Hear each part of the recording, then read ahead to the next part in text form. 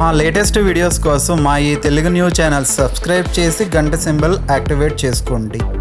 June 29న అతిపెద్ద పౌర్ణమి జ్యేష్ఠ పౌర్ణమి సోమవారంతో కలిసి రాబోతోంది. ఇది చాలా పవర్ఫుల్ గనుక ఉప్పుతో ఇలా చేయండి చాలు, మీ అప్పులన్నీ తీరిపోతాయి. మీరే ఇంకొకరికి అప్పులిచ్చే స్టేజ్కి వెళ్తారు.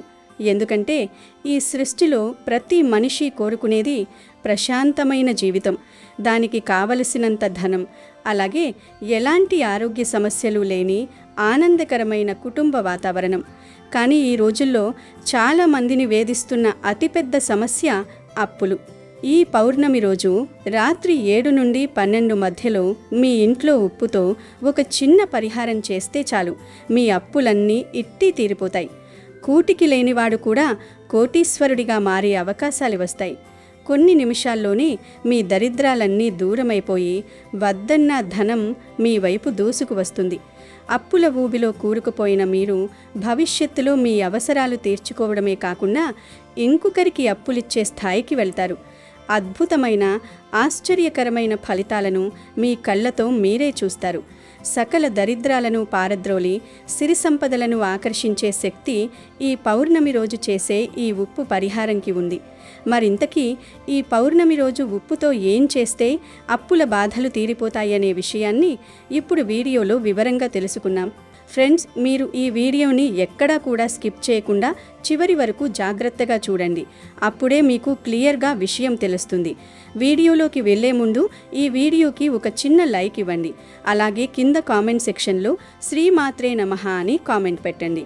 ఇక విషయంలోకి వస్తే, ఉప్పుతోనే ఈ పరిహారం ఎందుకు చేయాలంటే, ఉప్పు అనేది కేవలం మన వంటగదిలో ఉండి కూరలకు రుచినిచ్చే ఒక సాధారణ వస్తువు మాత్రమే కాదు. దానికి ఎన్నో దైవిక శక్తులు, అద్భుతమైన ఆధ్యాత్మిక విశిష్టతలు ఉన్నాయి. పురాణాల ప్రకారం దేవతలు మరియు రాక్షసులు క్షీరసాగర మథనం అంటే సముద్ర మథనం చేస్తున్న సమయంలో జగన్మాత అయిన శ్రీ మహాలక్ష్మీదేవి ఆ సముద్రం నుంచే ఉద్భవించింది. అదే సముద్రం నుంచి పుట్టిన ఈ కల్లుప్పును, గల్లుప్పును లక్ష్మీదేవికి స్వయాన సోదరుడిగా, సాక్షాత్తు లక్ష్మీ స్వరూపంగా మన పెద్దలు చెబుతారు. ఉప్పుకు ఉన్న అతిపెద్ద అద్భుతమైన శక్తి ఏమిటంటే, అది తన చుట్టూ ఉన్న వాతావరణంలోని ప్రతికూల శక్తిని అంటే నెగటివ్ ఎనర్జీని పూర్తిగా తనలోకి ఒక స్పాంజిలా లాగేసుకుంటుంది. మన కష్టాలను, బాధలను, అనారోగ్యాలను, దృష్టి దోషాలను, నరఘోషను, ఎవరైనా మనల్ని చూసి ఏడ్చే ఏడుపును పారద్రోలడంలో ఉప్పుకు మించిన అద్భుతమైన వస్తువు ఈ సృష్టిలో మరొకటి లేదు. ఆర్థికపరమైన ఆటంకాలు, డబ్బు ఎంత సంపాదించినా ఇంట్లో నిలవకపోవడం, అనవసరమైన ఖర్చులు రావడం, వ్యాపారంలో ఊహించని నష్టాలు రావడం వంటి సమస్యలకు ఇంట్లో అదృశ్య రూపంలో పేరుకుపోయిన నెగటివ్ ఎనర్జీయే ముఖ్య కారణం. ఈ నెగటివ్ ఎనర్జీని పీల్చుకుని ఇంట్లోకి పాజిటివ్ ఎనర్జీని, లక్ష్మీదేవి ఆశీస్సులను ఆకర్షించే అద్భుతమైన అయస్కాంతంలా ఉప్పు పనిచేస్తుంది. ఎవరి ఇంట్లో అయితే ఎప్పుడూ ఉప్పు డబ్బా ఖాళీ కాకుండా నిండుగా ఉంటుందో ఆ ఇల్లు ఎల్లప్పుడూ సిరి సంపదలతో తూలతూగుతుందని శాస్త్రాలు చెబుతున్నాయి. అసలు ఈ రోజుల్లో అప్పుల బాధలు మనిషిని బ్రతకనివ్వకుండా చేస్తున్నాయి. ప్రతి మనిషి జీవితంలో ఏదో ఒక దశలో ఆర్థికపరమైన ఇబ్బందులు ఎదుర్కోవడం, అప్పులు చేయడం సర్వసాధారణమే. అయితే మన అత్యవసరాల కోసం చేసిన అప్పులు తీర్చలేని పరిస్థితికి చేరినప్పుడు అది మానసిక ప్రశాంతతను పూర్తిగా నాశనం చేస్తుంది. అప్పుల ఊబిలో కూరుకుపోయిన వ్యక్తికి రాత్రిపూట నిద్ర కరువవుతుంది. ఫోన్ రింగ్ అయితే అప్పులవాడేమో అని గుండెల్లో దడ మొదలవుతుంది. ఎవరైనా ఇంటి తలుపు తడితే భయంతో వణికిపోయే పరిస్థితి వస్తుంది. ఎంత కష్టపడి రాత్రింబవళ్ళు రక్తాన్ని చెమటగా మార్చి సంపాదించినా ఆ వచ్చిన డబ్బు వడ్డీలు, చక్రవడ్డీలు కట్టడానికి సరిపోతూ అసలు మొత్తం ఏళ్ల తరబడి అలాగే ఉండిపోవడం ఎంతో మందిని వేధిస్తున్న అతిపెద్ద సమస్య. ఇది కేవలం ఆర్థిక సమస్య మాత్రమే కాదు, కుటుంబంలో లేనిపోని కలహాలకు, భార్యాభర్తల మధ్య గొడవలకు కారణమవుతుంది. పిల్లల చదువులు, వారి భవిష్యత్తు ప్రశ్నార్థకంగా మారతాయి. సమాజంలో ఎప్పుడో ఎంతో గౌరవంగా, దర్జాగా తలెత్తుకుని బ్రతికిన వారు సైతం అప్పుల పాలైతే నలుగురిలోకి వెళ్లాలంటే తలదించుకుని తిరగాల్సిన దీన స్థితి ఏర్పడుతుంది. ఆత్మవిశ్వాసం పూర్తిగా సన్నగిల్లిపోయి నిరాశ నిస్పృహల్లోకి జారుకుంటారు. బంధువులు స్నేహితులు కూడా అప్పు అడుగుతారేమో అని దూరంగా పెడతారు. కొన్నిసార్లు మనం ఎవరికైనా సహాయం చేయాలనే మంచి ఉద్దేశంతో మన చేతిలో డబ్బు లేకపోయినా వేరే వాళ్ళ దగ్గర అప్పు చేసి మరీ ఇస్తాం. కానీ వారు తిరిగి ఇవ్వకపోవడం వల్ల వారి పాపానికి మనం బలవుతాం. చివరికి మనమే అప్పుల పాలవుతాం. ఒక అప్పు తీర్చడానికి మరో అప్పు చేయడం, క్రెడిట్ కార్డులు వాడడం, మొబైల్ యాప్లలో లోన్లు తీసుకోవడం, ఆ వడ్డీలు కట్టలేక ఇంకొక చోట చేచాచడం, ఇలా ఇదొక భయంకరమైన విషవలయంగా మారిపోయి మనిషిని బ్రతికుండగానే నరకం అనుభవించేలా చేస్తుంది. ఇలాంటి భయంకరమైన అప్పుల బాధల నుండి, ఆర్థిక ఇబ్బందుల నుండి మిమ్మల్ని మీరు కాపాడుకోవడానికి ఈ పౌర్ణమి రోజు చేసే ఉప్పు పరిహారం ఎంతగానో ఉపయోగపడుతుంది. పౌర్ణమి తిథికి చంద్రుని ఆకర్షణ శక్తితోడే భూమి మీద అద్భుతమైన పాజిటివ్ ఎనర్జీ వాతావరణంలో నిండి ఉంటుంది. సముద్రపు ఆటుపోట్లను నియంత్రించే చంద్రుడికి సముద్రం నుంచి పుట్టిన ఉప్పుకు అవినాభావ సంబంధం ఉంది. అందుకే ఈ పౌర్ణమి చాలా శక్తివంతమైనది. ఈరోజు ఉప్పు పరిహారం చేస్తే తప్పకుండా 100% ఫలితం వస్తుంది. ముందుగా ఈ పౌర్ణమి రోజు కుదిరితే ఒక కొత్త కల్లుప్పు అంటే గల్లుప్పు ప్యాకెట్ను కొని ఇంటికి తెచ్చుకోండి. అలా పౌర్ణమి రోజు ఉప్పును ఇంటికి తెచ్చుకోవటం వలన ఆ ఉప్పు వెనకే ఐశ్వర్యం కూడా నడుచుకుంటూ మీ ఇంట్లోకి వస్తుంది. ఇంట్లో ఆల్రెడీ ఉన్న ఉప్పుతో కూడా ఈ పరిహారం చేయవచ్చు. ఈ పరిహారాన్ని పౌర్ణమి రోజు రాత్రి సమయంలో అంటే రాత్రి 7 గంటల నుండి 12 గంటల మధ్యలో ప్రశాంతంగా ఉన్న సమయంలో చేసుకోవాలి. అప్పుడే ఈ తాంత్రిక పరిహారానికి పూర్తి స్థాయి ఫలితం వస్తుంది. రాత్రి సమయంలో ఒక గాజు బౌల్ లేదా మట్టి బౌల్ లేదా స్టీల్ బౌల్ తీసుకోండి. ప్లాస్టిక్ మాత్రం వాడకండి. అందులో మీ కుడి చేతితో కల్లుప్పును నిండుగా పోయండి. ఆ తర్వాత 7 దాల్చిన చెక్క ముక్కలను తీసుకోండి. దాల్చిన చెక్కకు ధనాన్ని ఆకర్షించే, దరిద్రాన్ని తరిమికొట్టే అద్భుతమైన తాంత్రిక శక్తి ఉంది. అనేక వ్యాపార సంస్థల్లో కూడా దాల్చిన చెక్కను ధనాకర్షణ కోసం క్యాష్ బాక్సులలో పెడుతుంటారు. ఈ 7 దాల్చిన చెక్క ముక్కలను ఉప్పు మీద గుండ్రంగా అమర్చండి. తర్వాత 7 లవంగాలను కూడా తీసుకుని వాటిని దాల్చిన చెక్క ముక్కల మధ్యలో గుండ్రంగా పెట్టండి. లవంగాలంటే లక్ష్మీదేవికి ఎంతో ప్రీతి. ఇవి మీ ధన సమస్యలను తొలగించి జీవితాన్ని ఆనందమయంగా మార్చేస్తాయి గనుక లవంగాల పెట్టి ఆ మధ్యలో కొద్దిగా పసుపు కుంకుమ చల్లండి. పసుపు కుంకుమ చల్లడం వల్ల ఈ పరిహారానికి దైవిక శక్తి వస్తుంది. చెడును పారద్రోలే శక్తి రెట్టింపవుతుంది. ఆ తర్వాత ఈ పరిహారంలో అత్యంత కీలకమైన ఘట్టం. ఒక 5 రూపాయల బిళ్ళను తీసుకోండి. 5 రూపాయల బిళ్ళ మందంగా ఉండి పంచభూతాలకు ప్రతీకగా నిలుస్తుంది. ఇది లోహంతో తయారు చేయబడటం వల్ల అద్భుతంగా ధనాన్ని ఆకర్షిస్తుంది. గనుక ఒక 5 రూపాయల బిళ్ళను తీసుకుని పసుపు కుంకుమ చల్లిన ఉప్పు మధ్యలో ఉంచండి. బిళ్ళ పెట్టిన తర్వాత ఈ ఉప్పు బౌల్ని మీ చేతితో పట్టుకుని ఒక్కసారి మీ ఇల్లంతా కూడా నెమ్మదిగా తిప్పండి. మీ bedroom, kitchen, hall, living room, ఇలా బాత్రూమ్ తప్ప మిగిలిన గదులన్నిటిలోనూ కూడా చేతిలో పట్టుకొని తిప్పండి. ఇలా చేయటం వల్ల ఇంట్లో ఎక్కడెక్కడైతే నెగటివ్ ఎనర్జీ, దరిద్రం, కంటి దోషాలు, నారాగోసా దాగి ఉన్నాయో వాటన్నింటినీ ఈ ఉప్పు తనలోకి ఒక వాక్యూమ్ క్లీనర్లా లాగేసుకుంటుంది. ఆఖరిలో ఈ బౌల్ను జాగ్రత్తగా తీసుకుని వెళ్ళి మీ పూజ గదిలో దేవుడి ఫోటో ముందు కింద పెట్టండి. ఇప్పుడు ఆ 5 రూపాయల బిళ్ళ పైన కొంచెం పచ్చకర్పూరం లేదా ఇంట్లో వాడే మామూలు కర్పూరం బిళ్ళను ఉంచి అగ్గిపుల్లతో వెలిగించండి. కర్పూరం మంట వెలుగుతున్న ఆ సమయంలో చేతులు జోడించి దేవుడితో మీ కోరికలను, మీ బాధలను, అప్పుల కష్టాలను మనస్ఫూర్తిగా చెప్పుకోండి. స్వామి, మాకు ఇన్ని లక్షల అప్పుల సమస్య ఉంది, లేదా ఇన్ని వేల అప్పుల బాధ ఉంది. ఇప్పటి వరకు మేము ఎంతో కష్టపడుతూ వచ్చాము. వడ్డీలు, అసలు కడుతూ ఎంతో వేదన అనుభవించాము. ఇంట్లో ప్రశాంతత కరువైంది. ఇకనైనా మా అప్పులు పూర్తిగా తీరిపోయి ఈ కష్టాల నుండి మేము బయటపడి ఆనందంగా, ఎలాంటి ధన సమస్యలు లేకుండా, ఆరోగ్యంతో, సిరి సంపదలతో జీవించేలా దయచూపు తండ్రి. మాకు డబ్బు వచ్చే మార్గాలను చూపించు అని కళ్లకు అద్దుకుని ఎంతో ఆర్తితో ప్రార్థించండి. కర్పూరం పూర్తిగా ఆరిపోయేంత వరకు మీ కోరికను బలంగా జపిస్తూనే ఉండండి. ఆ తర్వాత ఆ బౌల్ను అక్కడే వదిలేసి మీ పనులు మీరు చూసుకోండి. దానిని పదే పదే కదపకూడదు. ఈ పరిహారంతో పాటు మనం ఉప్పు విషయంలో కొన్ని జాగ్రత్తలు కూడా పాటించాలి. ఉప్పు లక్ష్మీదేవికి ప్రతీక కాబట్టి దానిని నేలపై చల్లడం, కాళ్లతో తొక్కడం లేదా చీపురుతో ఊడ్చడం లాంటివి చేయకూడదు. మహాపాపం. పొరపాటును కూడా ఉప్పు వేసే డబ్బాను మీ చేతితో ఇంకొకరికి నేరుగా ఇవ్వకూడదు. అలా చేస్తే వారి నెగిటివ్ ఎనర్జీ మీకు వస్తుంది లేదా మీ మధ్య భయంకరమైన గొడవలు జరుగుతాయి. ఉప్పు డబ్బాను కింద పెట్టి వారిని తీసుకోమని చెప్పాలి. అలాగే వంట చేసేటప్పుడు ఉప్పును కింద వలగకుండా, స్టవ్ మీద పడకుండా జాగ్రత్తగా కూరగిన్నెలోనే పడేలా వాడుకోవాలి. వారానికి ఒక్కసారైనా మీరు వాడే ఉప్పు డబ్బాను కొద్దిసేపు సూర్యరశ్మి, ఎండ తగిలేలా ఆరుబయట పెడితే అందులోని నెగిటివ్ ఎనర్జీ అంతా నశించిపోయి వంట రుచితో పాటు ఇంట్లో పాజిటివిటీ విపరీతంగా పెరుగుతుంది. ఉప్పు డబ్బాను, పసుపు డబ్బాను ఎప్పుడూ పక్కపక్కన అస్సలు పెట్టకూడదు. అలాగే రాత్రి సమయాల్లో సూర్యాస్తమయం తర్వాత ఎవరికైనా ఉప్పును అప్పుగా ఇవ్వడం లేదా ఇతరుల నుండి ఉప్పును అప్పుగా తీసుకురావడం అస్సలు చేయకూడదు. ఇది మీ ఇంటి లక్ష్మిని వేరే వాళ్లకు ఇచ్చేసినట్లే. ఇక ఉప్పు నిల్వ చేసే డబ్బా విషయానికొస్తే పగిలిన డబ్బాల్లో లేదా ప్లాస్టిక్, ఇనుప పాత్రల్లో ఉప్పును ఎప్పుడూ నిల్వ చేయకూడదు. ఉప్పు కోసం గాజు లేదా మట్టి పాత్రలు మాత్రమే వాడటం ఎంతో శ్రేయస్కరం. ఉప్పు డబ్బాను ఎప్పుడూ పూర్తిగా ఖాళీ కానివ్వకూడదు. అందులో కనీసం సగం ఉప్పు ఎప్పుడూ ఉండేలా చూసుకోవాలి. వంట చేసేటప్పుడు ఎంగిలి చేతులతో లేదా అంటు చేతులతో ఉప్పు డబ్బాను తాకకూడదు. ఉప్పు డబ్బాలో ఎప్పుడూ తడి చేతులు లేదా తడి గరిటలు పెట్టకూడదు. ఉప్పు డబ్బాను ఎప్పుడూ కాలితో తన్నకూడదు లేదా తగలకూడదు. ఇంకొక ముఖ్యమైన విషయం ఏమిటంటే, ఈ పౌర్ణమి రోజు మీ ఇంటి దగ్గరకు కాకులు వస్తే వాటిని పొరపాటున కూడా కసురుకుని తోలకూడదు.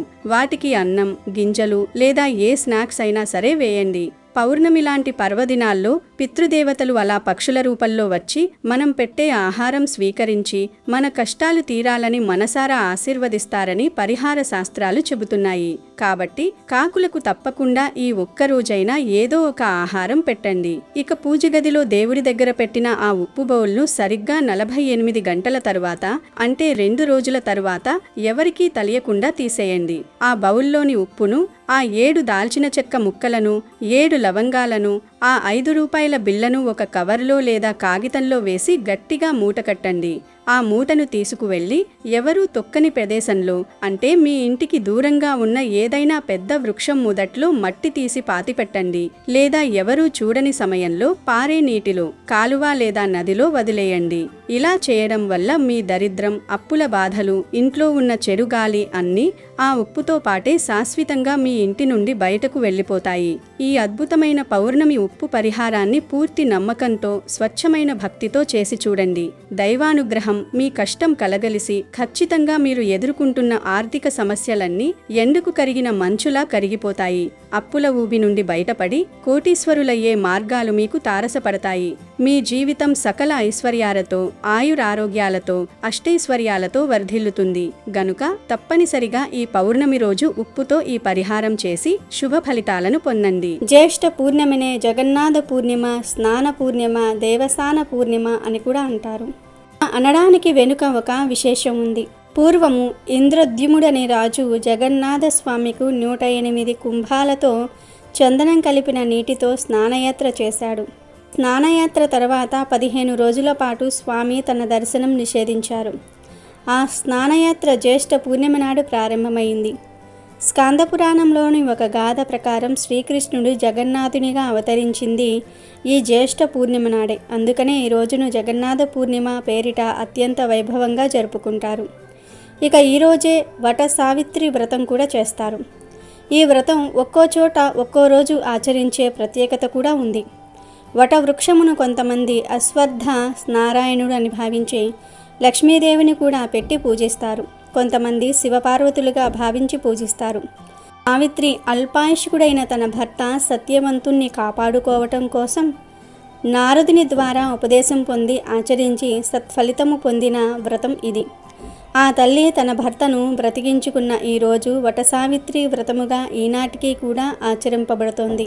ఒకసారి మార్కండేయుడు చెప్పగా రామకథను విన్న ధర్మరాజు రాముని పరాక్రమము, సీత పాతివ్రత్యానికి అబ్బురపడ్డాడు. అప్పుడు ధర్మరాజు మార్కండేయుని చూసి, మహర్షి, సీతాదేవిలా పతివ్రతలు ఇంకా ఉన్నారా అని అడిగాడు. మార్కండేయుడు ధర్మరాజుకు ఇలా చెప్పసాగాడు. ధర్మరాజా, పూర్వం మద్రదేశాన్ని అశ్వపతి అనే రాజు పరిపాలిస్తూ ఉండేవాడు. అతనికి సంతానం లేనందున సావిత్రీదేవిని 18 సంవత్సరాలు భక్తితో సేవించాడు. ఒకనాడు సావిత్రీదేవి ప్రత్యక్షమై అశ్వపతిని ఏమి వరం కావాలో కోరుకో అని అడిగింది. దానికి అశ్వపతి, అమ్మ, నాకు ఒక పుత్రుణ్ణి ప్రసాదించు అని అడిగాడు. కానీ సావిత్రీదేవి నీకు ఒక కన్య జన్మిస్తుంది అని వరమిచ్చింది. అప్పుడు అశ్వపతి సావిత్రీదేవితో, అమ్మ, నిన్ను భక్తితో కొలిచాను, నా కోరిక మన్నించి నీవు వచ్చావు, నా కోరిక తీరాలి కదా అని అడుగుతాడు. దానికి సావిత్రీదేవి, రాజా, నీ కోరిక గురించి బ్రహ్మదేవునితో చర్చించాను, ఆయన నీకు కూతురు కలుగుతుంది అని నిర్దేశించాడు. ఆజ్ఞ ఉల్లంఘనీయము, నీ పుత్రిక కారణంగా నీకు 100 కుమారులు కలుగుతారు అని చెప్పి అంతర్ధానమైంది. కొన్ని రోజుల తర్వాత అశ్వపతికి ఒక కుమార్తె జన్మించింది. ఆమె పేరు సావిత్రి. ఆ కన్య దినదిన ప్రవర్ధమానంగా పెరుగుతోంది. అశ్వపతి సావిత్రికి యుక్త వయసు రాగానే ఆమెకు పెళ్లి చేయాలని నిర్ణయించుకున్నాడు. సావిత్రి తన చెల్లెకత్తెల వలన సాల్వ వంశంలోని దిమతేసనుడి కుమారుడైన సత్యవతుడు రూపవతుడు గుణవతుడు అని విని అతని మీద మనసు పడింది. కానీ సిగ్గుపడి ఆ విషయం ఎవరికీ చెప్పలేదు. ఒకరోజు నారదుడు అశ్వపతి వద్దకు వచ్చాడు. నారదునికి ఉచిత సత్కారం చేశాడు అశ్వపతి. సావిత్రి కూడా నారదునికి నమస్కరించింది. నారదుడు ఆ కన్యను చూసి, రాజా, నీ కుమార్తెకు ఇంకా వివాహం ఎందుకు చేయలేదు అని అడిగాడు. దానికి అశ్వపతి, అమ్మా, నారదుడు చెప్పినది విన్నావుగా, నీకు తగిన భర్తను నీవే ఎంచుకో అని అడిగాడు. అప్పుడు సావిత్రి, తండ్రి, సాల్వభూపతి కుమారుడైన సత్యవతుడు నాకు తగిన భర్త అని నేను అనుకుంటున్నాను. అని ఆ సాల్వభూపతి విధివశాత్తుగా కళ్ళు పోగొట్టుకున్నాడు. శత్రువుల వలన రాజ్యం పోగొట్టుకొని అడవులలో నివసిస్తూ ఉన్నారు. అయినా నేను సత్యవతున్నే వివాహం చేసుకుంటాను అన్నది. ఆ మాటలు విని అశ్వపతి నారదునితో, మహర్షి, సత్యవతుని గుణగణాలు ఎలాంటివి అని అడిగాడు. దానికి నారదుడు, రాజా, అతడు ఎప్పుడూ సత్యం పలుకుటచే అతనికి సత్యవతుడనే సార్థక నామధేయం వచ్చింది. అతని అసలు పేరు త్రాస్వుడు. బుద్ధిలో బృహస్పతి వంటివాడు, శౌర్యంలో దేవేంద్రుని మించినవాడు, తేజస్సులో చంద్రుడు, అందంలో అశ్వినీ దేవతల వంటివాడు. సమము, దమము, బ్రాహ్మణ భక్తి అతనికి ఎక్కువగా ఉన్నాయి. కానీ అతడు అల్పాయుష్కుడు. 1 సంవత్సరంలో చనిపోతాడు. వివాహమైన 1 సంవత్సరంలో మరణిస్తాడు అన్నాడు. ఇదంతా విని అశ్వపతి కుమార్తెతో, అమ్మ, నీకు అల్పాయుష్కుడైన భర్త ఎందుకు వేరే ఒకరిని వరించు అన్నాడు. కానీ సావిత్రి మాత్రం, తండ్రి, త్రికరణలో మనసు ప్రధానం కదా, ఆ మనసు సత్యవతుణ్ణి వరించింది. అతను ఎలాంటి వాడైనా నాకు అతనితోనే వివాహం జరిపించండి. నేను వేరెవరిని వరించను. విధిని మనోబలంతో ఎదుర్కొంటాను. మార్గాంతరం చూపమని నారదుణ్ణి వేడుకుంటుంది. అప్పుడు నారదుడు సావిత్రికి బాల త్రిపుర సుందరి త్రిరాత్రి వ్రతాన్ని బోధిస్తాడు. తర్వాత నారదుడు అశ్వపతితో, రాజా, నీ కుమార్తె గుణవంతురాలు.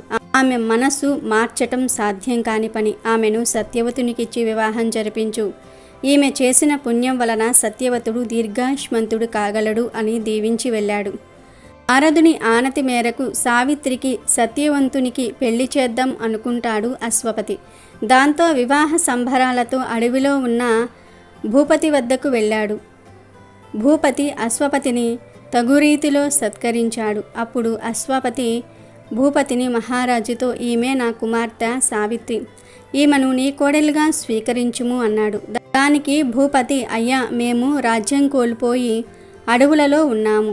సుకుమారి అయిన నీ కుమార్తె ఈ అడవులలో కష్టాలకు తట్టుకుంటుందా అన్నాడు. అప్పుడు అశ్వపతి, రాజా, సంపదలు శాశ్వతం కాదు కదా, ఈరోజు ఉంటాయి, రేపు పోతాయి. ధీరులు వాటి కొరకు దుఃఖించరు. నా కుమార్తె సావిత్రి, ఆమె ఆలోచించే ఈ నిర్ణయం తీసుకుంది, కాదనకండి అన్నాడు.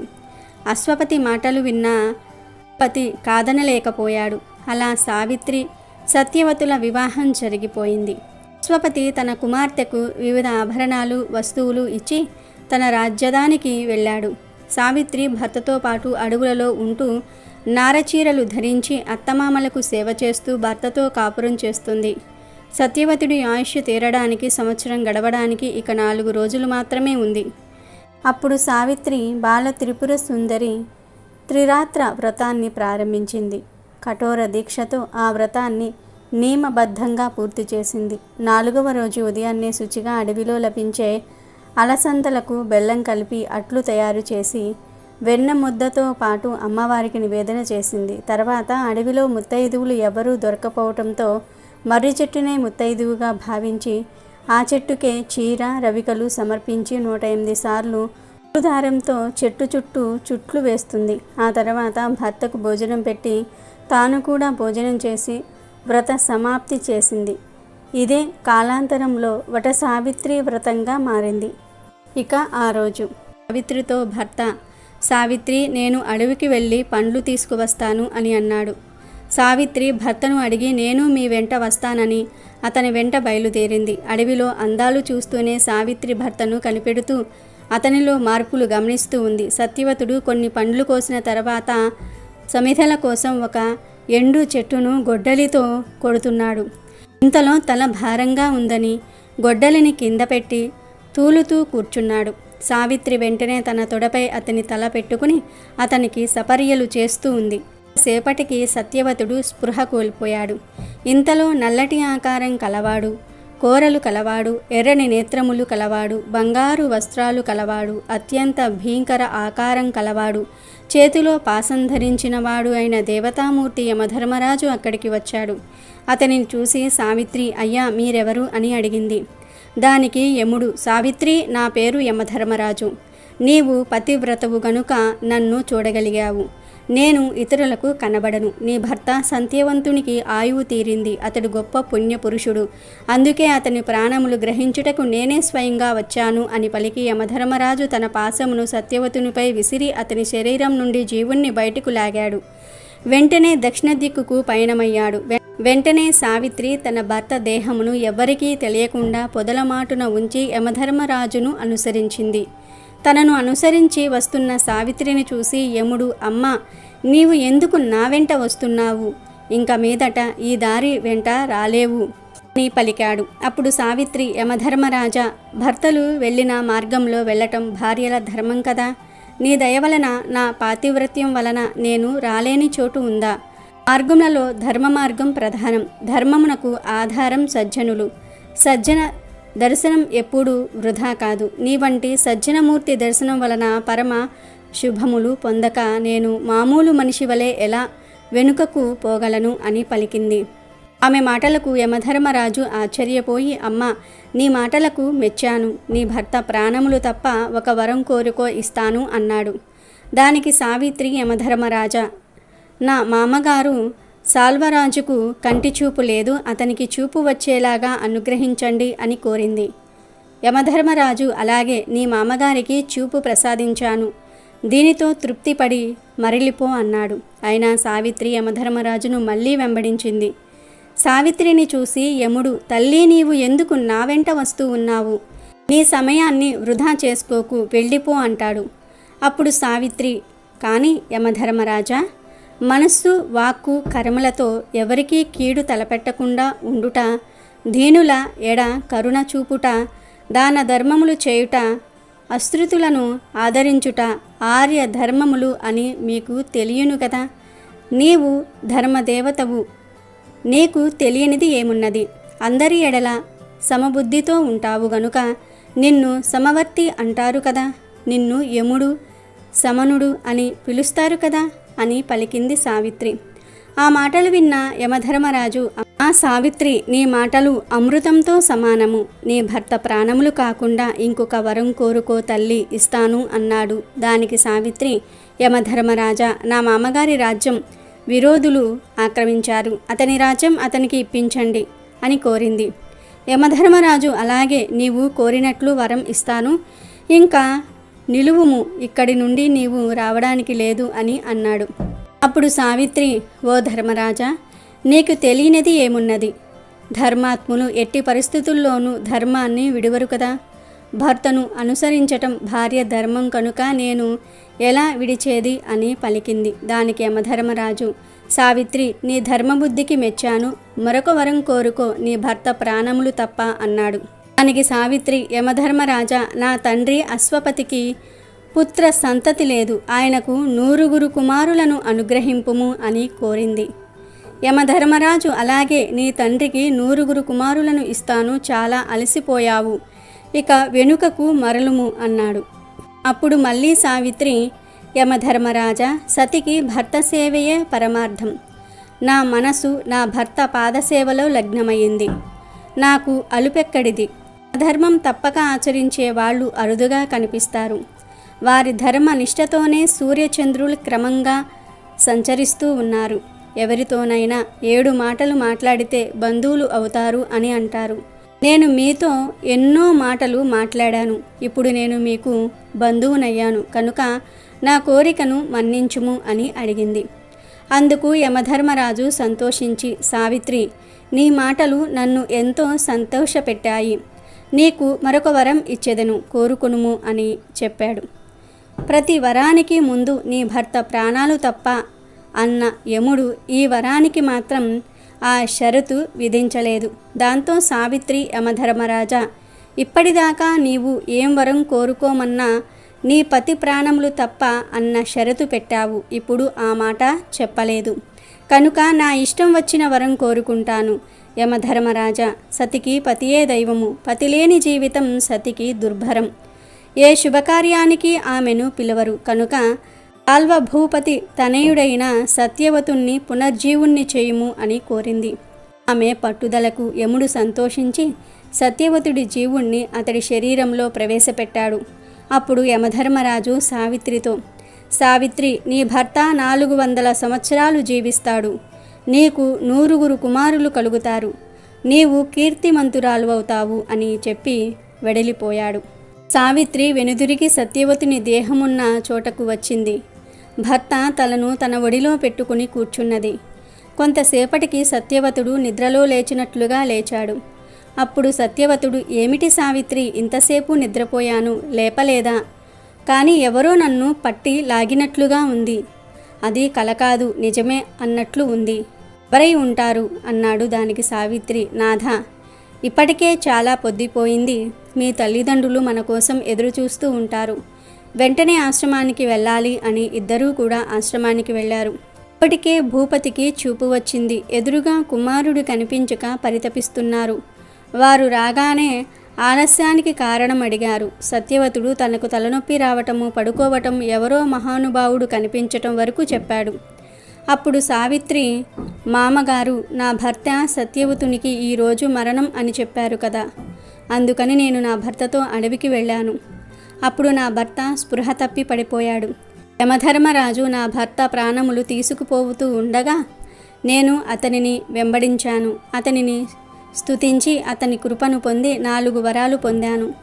అందులో చివరిది నా భర్త ప్రాణములు, మరొక వరం తమకు చూపు వచ్చుట, మరొక వరం మీ రాజ్యం ప్రాప్తించుట, ఇంకొక వరం నా తండ్రికి వారసులు కలుగుట, 4వది నా భర్త ప్రాణములు అన్నది. ఆ మాటలు విన్న సాల్వభూపతి, అమ్మ, ఆపస్సమయంలో ఉన్న మమ్మల్ని నావలా ఆదుకున్నావు, నీ పుణ్య చరితము కీర్తినీయము అన్నాడు. తరువాత సాల్వభూపతి అంతరంగికులు వచ్చి వారి శత్రువులు వారిలో వారు కలహించుకొని మరణించారని, ధూమతేజనుడి రాజ్యపాలన చేయమని కోరారు. ధూమతేజనుడు తిరిగి రాజయ్యాడు. సత్యవతుడు యువరాజయ్యాడు. సావిత్రి సమస్త రాజభోగములు అనుభవించింది.